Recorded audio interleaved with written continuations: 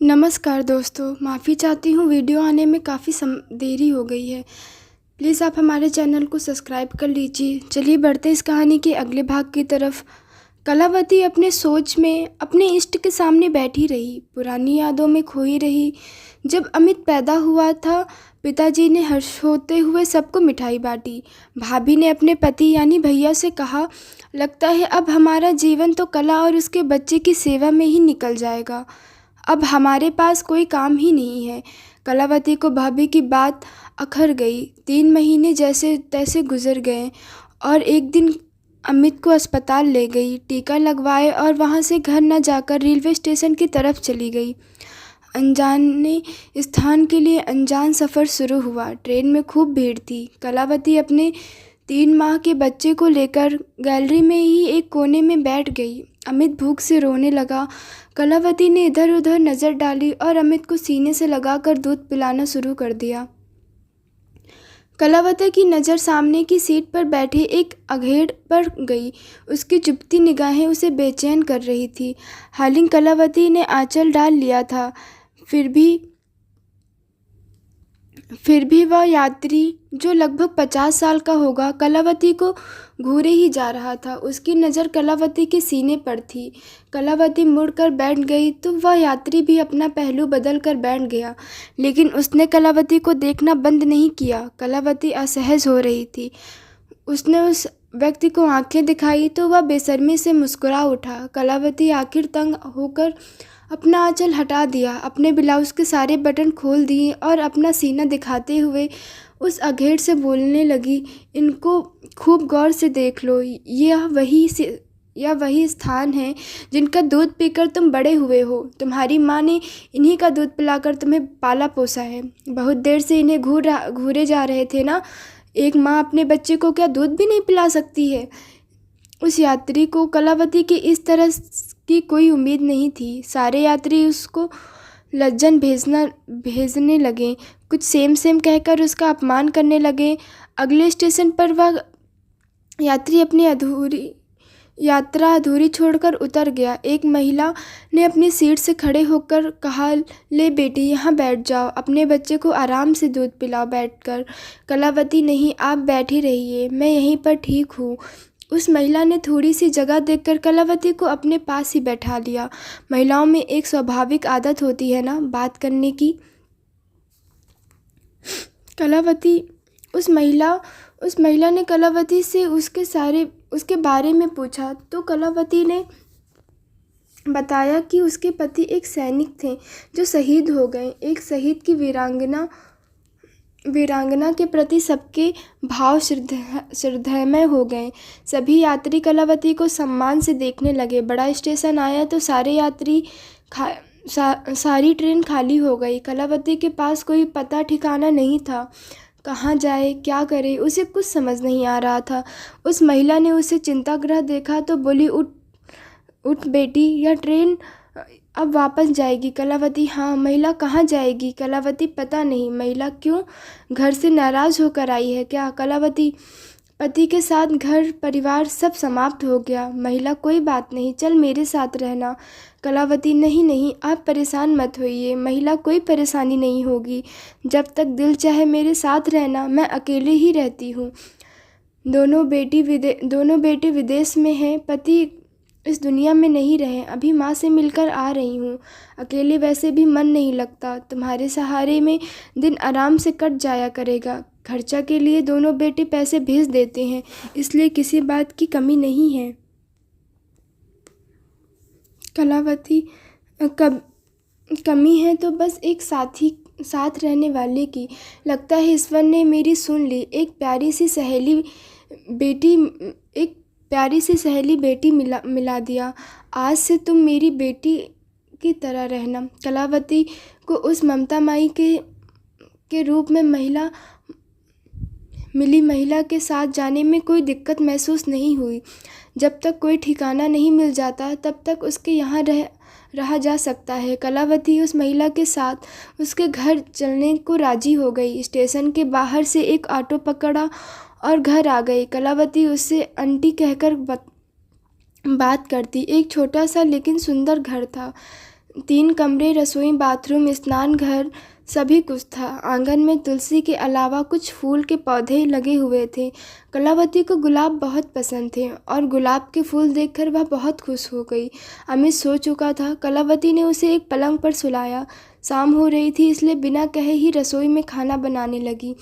उस महिला ने कलावती को रोकते हुए कहा, मैं बना दूंगी, तुम अपने बेटे का ध्यान रखो। कलावती, वह सोया हुआ है और आप उसका ध्यान रखना। मैं अभी आधे घंटे में हम दोनों के लिए खाना बना देती हूँ। उस महिला की आयु लगभग 60 साल की होगी।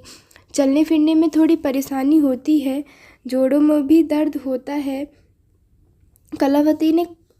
कलावती ने खाना बना लिया।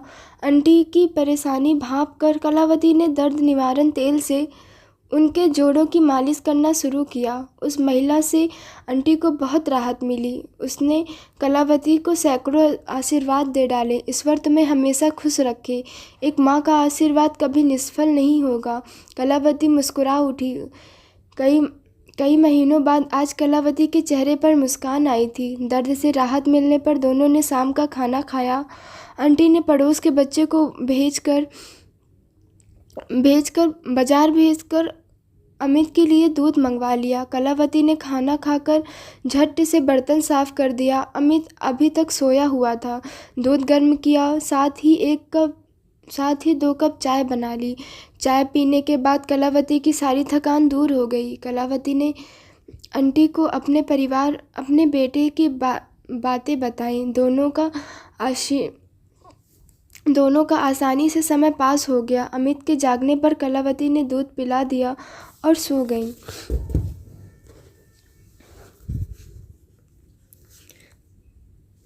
कलावती का समय अच्छे तरीके से चल रहा था। एक दिन सुबह कलावती ने देखा कि आंटी का स्वास्थ्य ठीक नहीं है। वो बार बार अपने सीने को मसल रही हैं। कलावती उन्हें अस्पताल में डॉक्टर के पास ले गई। डॉक्टर ने उनका चेकअप किया और बताया कि इन्हें दिल का दौरा पड़ा है। अगर उन्हें अस्पताल नहीं ले जाया जाता तो बचना मुश्किल था। कलावती ने उन्हें घर लाकर आराम करने की सलाह दी। उनके दोनों बेटे को खबर की गई, जिसका परिणाम यह निकला कि बड़ा बेटा दूसरे दिन ही आ गया। उसे आते ही अपना फैसला सुना दिया कि आप हमारे साथ ही रहेंगी। इस घर को 2-1 दिन में बेचकर यहाँ से चले जाएंगे। कलावती के सिर से छत हटने वाली थी। उसके पास रहने का कोई ठिकाना नहीं था। 2 दिन में उसे अपने रहने की व्यवस्था करनी थी। पास में इतना धन नहीं था कि कोई घर ज़मीन खरीद ले। किराए का मकान भी इतनी जल्दी कहाँ मिलता है। कलावती बहुत चिंतित थी। वह आंटी के जाने के बाद अकेले रह जाएगी। इस अनजान शहर में उसका अपना कहने वाला कोई नहीं था। आंटी के घर के पास थोड़ी सी खाली जगह थी। वह जगह सरकारी थी, जिस पर किसी का कोई कब्ज़ा नहीं था। कलावती ने एक छोटी सी झोपड़ी बनाकर उसमें रहने का मन बना लिया। अपने पास बची एकमात्र सोने की अंगूठी उसने बेच दी और बांस, बल्ली आदि की व्यवस्था करके एक आश्रय बना लिया। साफ सफाई के बाद वह जगह अब ज़्यादा दिखने लगी। लोगों की नज़र उस जगह पर पड़ी तो उसे कब्जाने की प्रयास करने लगे। आंटी और उसका बेटा चले गए। कलावती अकेली रह गई। कलावती ने साफ सफाई करके अपने रहने योग्य स्थान बनाया, लेकिन लोगों को यह बात कहाँ हजम होने वाली थी। एक बाहुबली उस पर अपना हक जमाने लगा, क्योंकि पास में ही उसका घर था। उसके पास पैसे की कोई कमी नहीं थी। आज के समय में सबसे बड़ा ताकत है पैसा। पैसे के बल पर लोगों को अपने पक्ष में किया जा सकता है, उन्हें चुप कराया जा सकता है, किसी गरीब को सताया जा सकता है। कलावती से वहाँ से भाग जाने का दबाव डाला जाने लगा। कलावती का कोई साथ देने वाला नहीं था। कलावती का क्या, गरीब का कोई साथी नहीं होता। कलावती ने खूब मिन्नतें की, कुछ दिन वहाँ रहने की प्रार्थना की, लेकिन कोई फ़ायदा नहीं। कलावती ने जिलाधीश महोदय से मिलकर अपनी समस्या बताने का निश्चय किया। वह अमित को गोद में लिए जिलाधीश कार्यालय गई। उसने उससे मिलने की इच्छा बताई। सहायक कर्मचारी ने कलावती के मिलने की बात जिलाधीश महोदय तक पहुंचाई, लेकिन उसके पास पहले से ही मिलने वालों की भीड़ लगी हुई थी। कलावती को बैठे बैठे 2 घंटे हो गए, लेकिन परिणाम निराशाजनक ही रहा। लंच समय में जिलाधीश महोदय बाहर निकले तो रोते हुए अमित को चुप कराने का प्रयास करती कलावती पर पड़ी। उन्होंने तुरंत कलावती को अपने कैबिन में बुलाया। लंच पर जाने का कार्यक्रम स्थित किया। कलावती अमित को गोद में लिए हुए कलेक्टर साहब के कैबिन में गई। कलावती, नमस्कार साहब। कलेक्टर जी नमस्कार, कहिए। कलावती, सर मेरा नाम कलावती है। मेरे पति फौज में थे जो शहीद हो गए। मैंने सिर छुपाने के लिए एक छोटी सी जगह में एक झोपड़ी बनवा ली है, जिससे कुछ लोग द्वारा तंग दिया जा रहा है। उस स्थान को खाली करने का दबाव बनाया जा रहा है। कलेक्टर साहब उसके सम्मान में खड़े हो गए। घंटी बजाई। चपरासी के आने पर उन्होंने 2 कप कॉफ़ी और बच्चे के लिए दूध लाने के आदेश दिए। कलेक्टर, माफ़ी चाहता हूँ, आपको मुझसे मिलने के लिए इतना इंतज़ार करना पड़ा। आप बिल्कुल निश्चिंत रहिए, अब आपको कोई परेशान नहीं करेगा। कलेक्टर साहब ने तुरंत तहसीलदार को बुलाया, उस जगह की सारी स्थिति बताने के आदेश दिए। कॉफ़ी आ गई तो कलावती को कॉफ़ी लेने के संकेत के साथ अमित के लिए दूध पिलाने का इशारा किया। कलावती ने कॉफ़ी पी, अमित को दूध पिलाया। थोड़ी देर बाद तहसीलदार ने रिपोर्ट की, वह जगह सरकारी है, लेकिन एक कंपनी ने मोबाइल के टावर लगाने हेतु स्वीकृति मांगी है। कलेक्टर साहब ने उसे थोड़ी सी जगह का पट्टा कलावती के नाम करने के निर्देश दिए। संबंधित स्थान पक्ष को कॉल कर कलावती की सुरक्षा के निर्देश भी दिए। कलावती से कहा, कल तक उस जगह का पट्टा आपको मिल जाएगा। अब उस जगह को आपको कोई बेदखल नहीं कर सकता। आपको जल्दी ही पेंशन मिलने लगेगी। आप स्वाभिमान के साथ वहाँ रहिए। कोई भी समस्या हो आप मुझसे कॉल कर देना। उन्होंने संबंधित विभाग को कलावती की सहायता करने के लिए निर्देश दिए। एक समझदार अधिकारी के कारण कलावती को रहने की समस्या से मुक्ति तो मिली ही, बल्कि भरण पोषण हेतु आर्थिक सहायता भी दिला दी। कलावती ने उसे अधिकारी के साथ साथ ईश्वर का धन्यवाद किया। कलावती को सामाजिक सुरक्षा योजना के तहत 1000 रुपये मासिक पेंशन मिलने लगी। कलावती ने मेहनत मजदूरी करके उस झोपड़ी को एक पक्के घर के रूप में परिवर्तन कर दिया था। कलावती अमित के साथ आराम से रहने लगी, छोटे मोटे काम करके अपना समय गुजारा करने लगी। अमित बड़ा होने लगा। जब 6 वर्ष का हुआ तो उसे स्कूल में भर्ती करा दिया। जीवन अपने ढंग से चल रहा था। अमित पढ़ने में होशियार था, उसे स्कॉलरशिप मिलने लगी। कॉलेज की पढ़ाई पूरी करके वह ऑटो चलाने लगा। ऑटो के बाद जो खाली समय मिलता उस समय में पढ़ाई कर लेता। उसने भारतीय संघ लोक सेवा आयोग द्वारा प्रकाशित प्रशासनिक पद हेतु परीक्षा देने का मन बनाया। वह दिन रात ऊंचे सपने देखा करता था। सभी यात्रियों के साथ बहुत अच्छा व्यवहार करता था, लेकिन फिर भी तनु नाम की लड़की ने उसके बेटे का भविष्य दांव पर लगा दिया।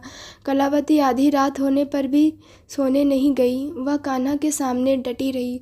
दोस्तों, आपको हमारी ये कहानी कैसी लगी प्लीज़ हमें कमेंट करके ज़रूर बताइएगा, और प्लीज़ हमारे चैनल को अनसब्सक्राइब मत करिएगा। तब तक के लिए नमस्कार।